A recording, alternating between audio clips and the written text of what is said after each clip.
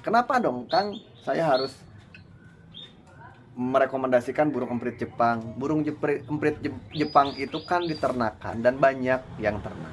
Tapi dari si pemiliknya, karena beliau ternak, dia bilang ini keduanya betina. Tuh, kan sudah jelas dari situ. Nah, kita tinggal lanjut proses dari sana.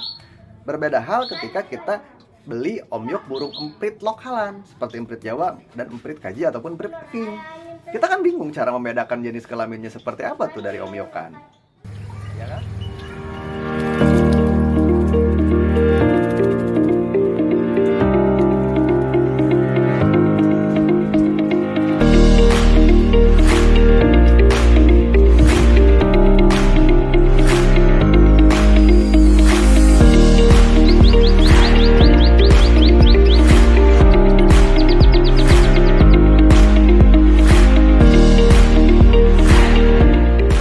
Bismillahirrahmanirrahim. Assalamualaikum warahmatullahi wabarakatuh. Sahabat, jumpa lagi dengan saya di channel Rumah Hobi Production, yaitu channel yang membahas seputar perawatan burung rumahan.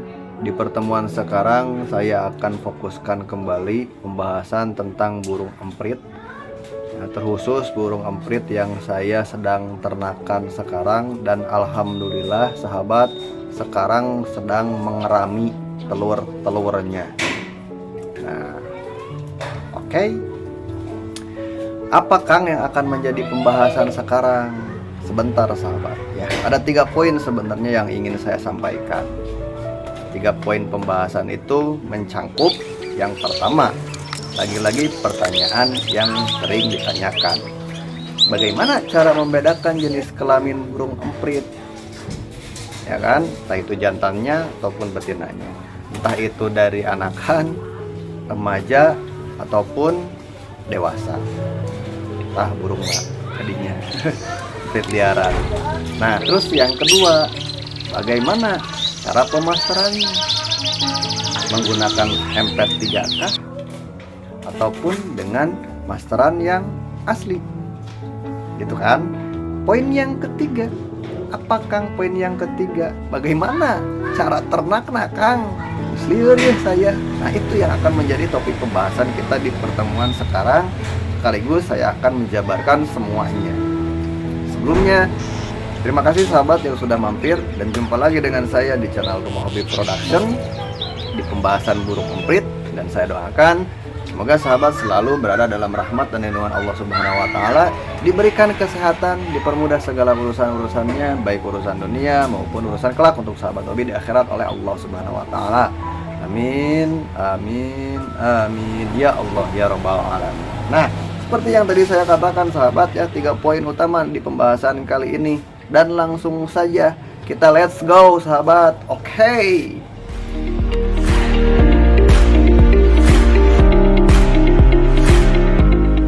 Baik sahabat, seperti yang tadi saya katakan, kita akan mulai membahas poin yang pertama. Yang jadi pertanyaannya, Kang, gimana cara membedakan burung empritnya nih? Ya, dari jenis kelamin di sini, entah itu jantan ataupun yang betinanya, entah itu dari anakan, dari remaja, atau bahkan yang sudah dewasa. Nah, sahabat, seperti ini. Bukan mungkin lagi ya, saya mengakui kalau penjabaran ataupun penjelasan bagaimana membedakan jenis kelamin burung emprit tersebut di sini dan di setiap video yang saya upload itu kurang lengkap.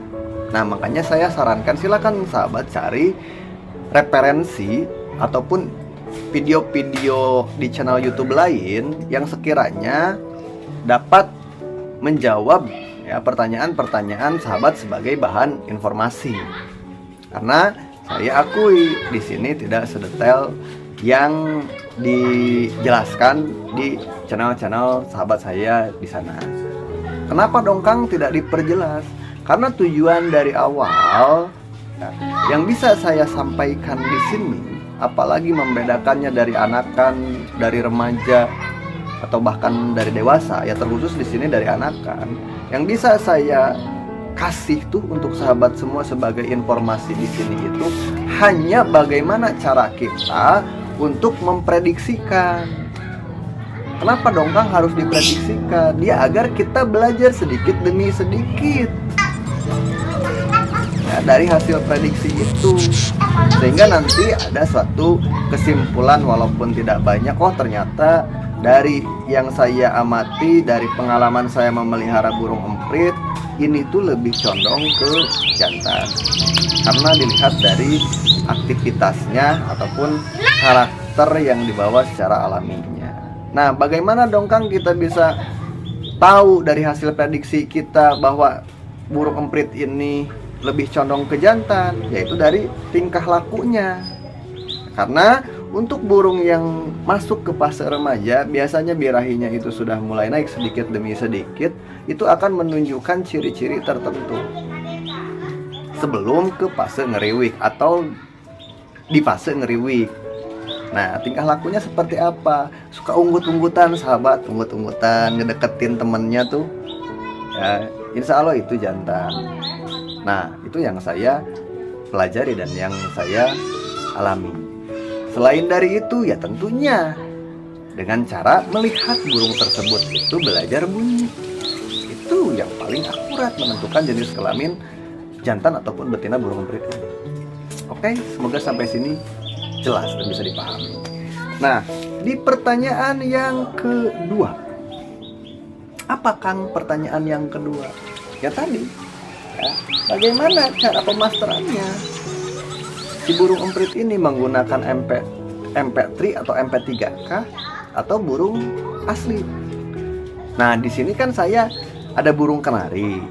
Ya, jadi secara harian ketika saya ke sekolah tuh, si burungnya kan secara otomatis termasteri oleh burung kenari ini.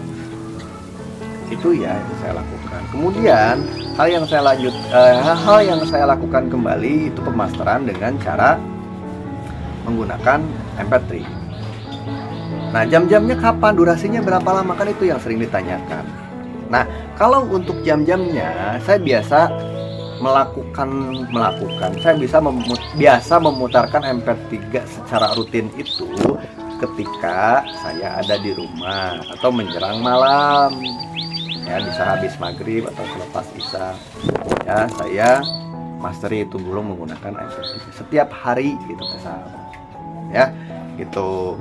Nah, selain daripada itu, kalau ada saya di rumah tuh, ya beres-beresin kandang gitu. Biasa saya masteri burung tersebut itu pas selesai saya beres-beresin sangkarnya gitu, bersihin sangkarnya. Ya, biasa di jam 11 pagi ataupun jam 12 siang. Ya, sampai sore menggunakan MP3. Ya, karena biasanya burung kenari pun ikut nyaung. Nah, itu yang saya lakukan, sahabat. Semoga sampai sini jelas.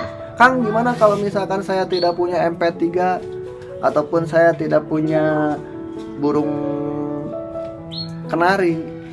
Ya bisa, sahabat, masterinya dengan burung yang lain. Asalkan ya burung tersebut itu lumayan rajin. Itu sih yang saya alami.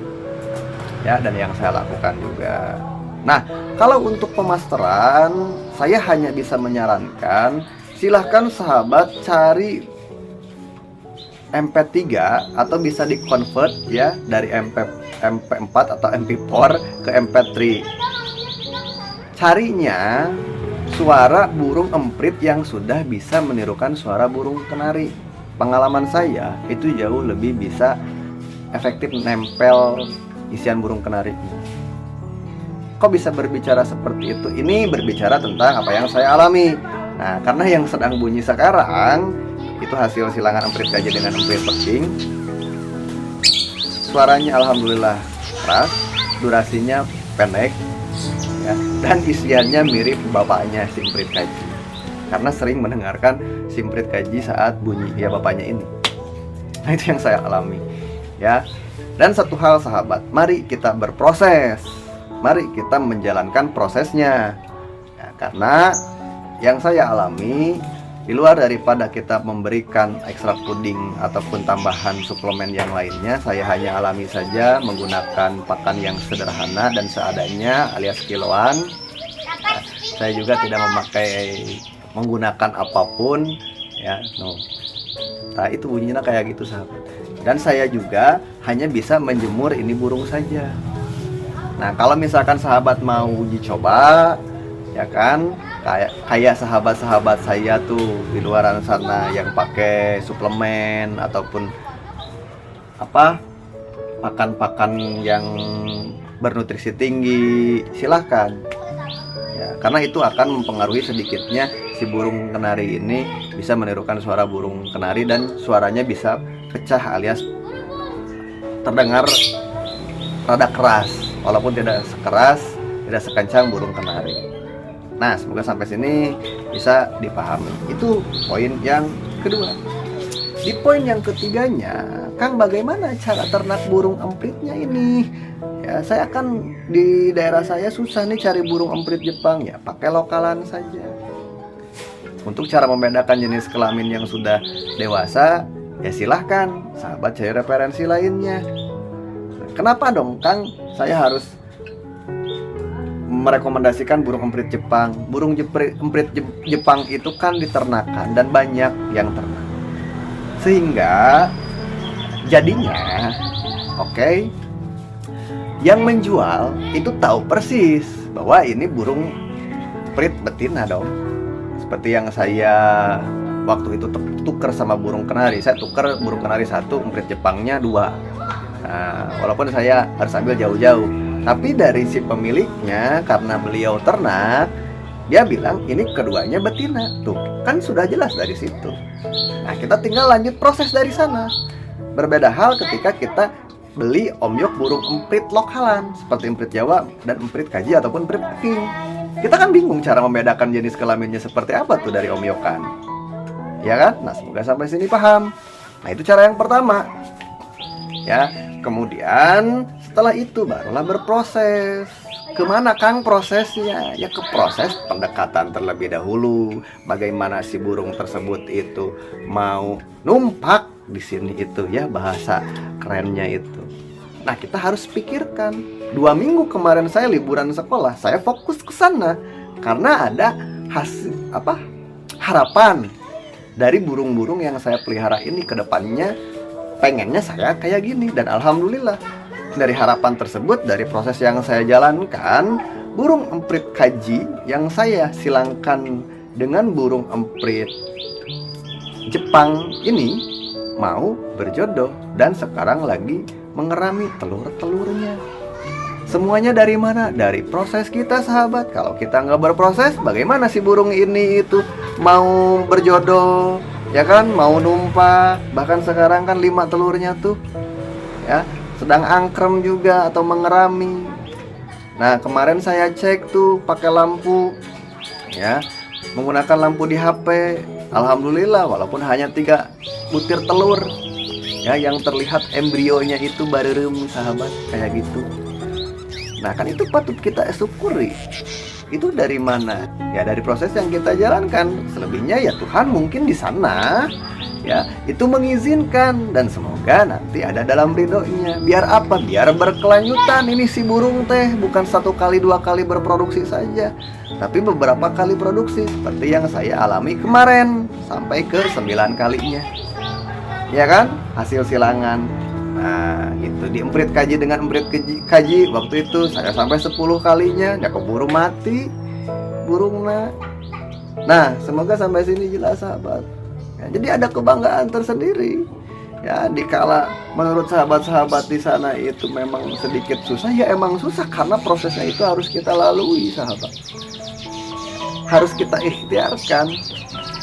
Dan yang harus benar-benar sahabat pahami, secara tidak langsung saya pribadi ya, diajarkan untuk selalu belajar ikhlas memelihara burung emprit ini, yang katakanlah burung si hama, burung musuhnya petani, dan yang lain sebagainya. Nah, di situ sahabat, ya semoga sampai sini paham, dan ini benar-benar membuat saya senang banget gitu. Ya karena memang sebelumnya saya menjodohkan dengan burung emprit Peking, si emprit kajinya. Sekarang alhamdulillah bisa saya menjodohkan, walaupun baru 1 pasang, saya bisa menjodohkan burung emprit kaji dengan emprit Jepang, ya. Dan yang di bawah saya jodohkan kembali burung emprit Jepangnya dengan burung emprit Jawa, karena burung emprit kajinya nggak mau Nah, semoga sampai sini sahabat bisa memahami dari apa-apa yang saya sampaikan. Ya, sebelum saya akhiri, oke, 3 poin pertama saya ulas kembali. Kang, kenapa kok harus selalu berulang? Ya, ada kesimpulan dan sebagainya. Anggap saja ini karakter saya menyampaikan di channel-channel YouTube saya, karena memang saya terbiasa di sekolah harus merefleksikan, mengevaluasi, dan tentunya sebelum ke sana harus mengulang kembali apa-apa yang saya sampaikan. Agar apa? Agar anak didik saya tuh, peserta didik saya itu minimal ada sedikit dari pengulangan kembali. Ada sedikit informasi yang bisa diterima, maksudnya dari pengulangan kembali. Nah, ini mohon maaf sahabat, udah mulai white ya, jadi setengah genap lah ya nanti. Nah, semoga sampai sini sahabat bisa memahami. Oke, saya simpulkan. Yang pertama, cara saya itu untuk menentukan jenis kelamin burung amprit kaji, amprit Jawa, amprit Peking, itu dengan cara memprediksikan. Nah, bagaimana prediksi itu bisa mendekati keakuratan? Ya karena saya mengamati alias memperhatikan sekaligus mendalami karakter setiap burung yang saya pelihara dan yang saya ternakan. Oke, semoga sampai sini jelas. Kemudian cara saya memasteri burung amprit ini yaitu menggunakan MP3. Oke, untuk waktunya selepas maghrib, ataupun kalau ada di rumah saya Sabtu Minggu, itu biasanya saya memasteri dengan MP3-nya itu dari mulai jam 11 selepas saya bersih-bersih kandang ataupun sangkar sahabat. Oke, semoga sampai sini jelas. Dan yang ketiga sahabat, ya, cara saya beternak burung amprit, silahkan sahabat lihat video-video sebelumnya. Yang intinya kita harus bisa menentukan jenis kelaminnya terlebih dahulu.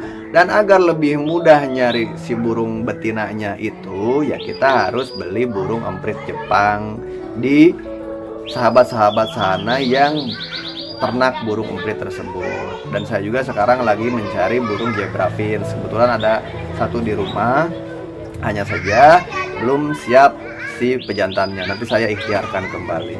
Nah, itu ya, semoga sampai sini jelas karena ini semakin poek sekali sahabat ya, dan ini autofokusnya dan sebagainya udah saya set, udah saya kunci, jadi nggak bisa menerangi saya ini ya, jadi hidungnya ketinggalan sahabat. Nah, mungkin itu saja yang bisa saya sampaikan di pertemuan sekarang. Semoga informasi yang saya sampaikan sedikitnya bisa menjadi bahan edukasi untuk sahabat semua di sana yang kebetulan lagi senang-senangnya belajar memelihara burung amprit atau bahkan belajar beternak burung amprit. Saya akhiri saja untuk pertemuan sekarang. Jumpa lagi di video selanjutnya di channel Rumah Hobi Production. Assalamualaikum warahmatullahi wabarakatuh. Dadah.